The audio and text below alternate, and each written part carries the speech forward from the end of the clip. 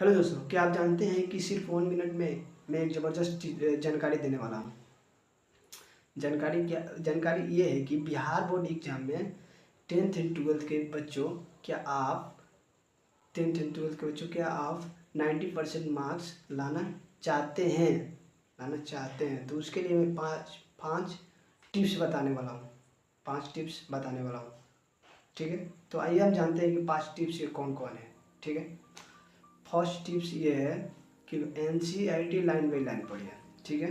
NCERT line by line पढ़ने से फ़ायदा आपको ये होगा कि आप प्रीवियस ईयर या NCERT में फैक्ट दिया होता है रियल, किसी दूसरे बुक में अलग दिया होता है, मगर NCERT में फैक्ट रियल दिया होता है। और उसके बाद से आप पढ़ लेते हैं NCERT लाइन बाई लाइन।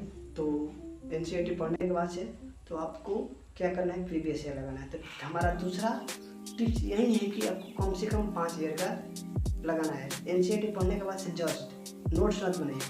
हम ये नहीं कहते कि आप NCERT पढ़िए नोट्स बनाइए, हम आपको बताएंगे उसके हिसाब से चलिए। फिक्स है कि 90% क्या उससे ज़्यादा आएगा, आप जितना अच्छा उस मेहनत करेंगे तो आप नोट्स मत बनाइए। NCERT पढ़ने के बाद से आप जस्ट 5 ईयर का प्रीवियस ईयर क्वेश्चन लगाइए।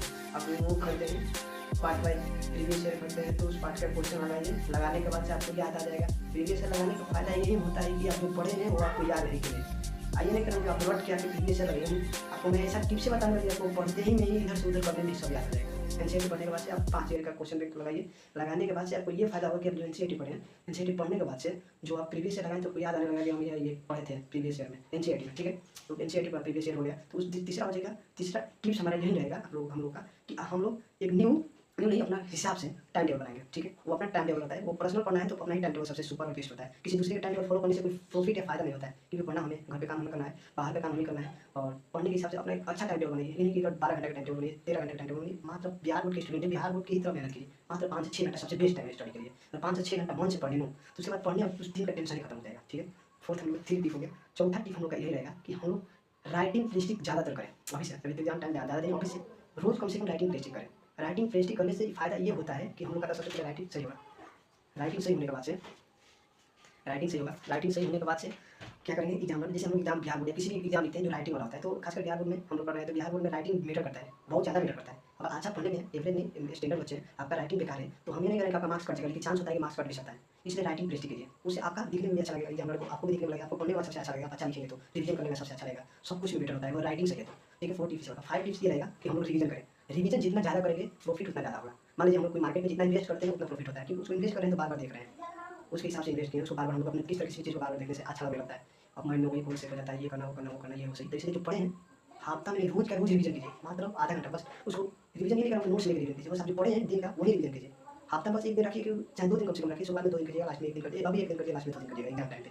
क्योंकि अभी हफ्ते में एक बार नोट्स से रिविजन करिए, रोज़ इमेजिंग कीजिए। इमेज रात को सोने से पहले जो पढ़े उसकी इमेजिंग कीजिए, मतलब जो नहीं आ रहा है उसको एक बार नोट्स खोल के देख लीजिए, फिर उसके बाद आके खाली इमेजिंग कीजिए। इमेजिंग करने से आपको संतुलन जो होता है माइंड का, जो पीछे का बीता हुआ बात होता है वो सामने आता है, ठीक है। इतना कर लीजिए। इतना हो गया। हम लोग 5 टिप्स बताऊँगा, कोई एक एक्स्ट्रा टिप्स बता देता हूँ। एक्स्ट्रा टिप्स यही रहेगा कि हम लोग अपना कोई जो ये गोल है कि हमें 450 लाना है, 470 लाना है, 480 लाना है, 450 लाना है, 300 लाना है, 350 लाना है, 350 लाना है, ये मैटर नहीं करता है। आप लिख देंगे अपने स्टडी टेबल के सामने, लिख देंगे कि हमको 470 नंबर लाना है। वो लिखने से और सोचने से नहीं होता है, ठीक है। आप पहले जाँचिए कि हम इतना लेवल के हैं, ठीक है। हम इतना लेवल के हैं, मान लीजिए आप 450 का है, आप 450 लेवल का है तो आप फिक्स 450 उससे 10-5 कम ही रखिएगा तो सबसे बेस्ट होगा। बता रहे हैं उसका फ़ायदा। लोग बोलते हैं कि आप इतना है उससे ज़्यादा सोचें, नहीं मैटर नहीं करता है। अगर आपको 450 से कम आया नंबर तो आपको बहुत तकलीफ होगा। अगर 440 भी आपको आया, 440 कट गया है, 445 आ गया तो आपको अंदर खुशी मिलेगा वो, ठीक है। इंसान तो कोई ऐसा खुश नहीं रहता है।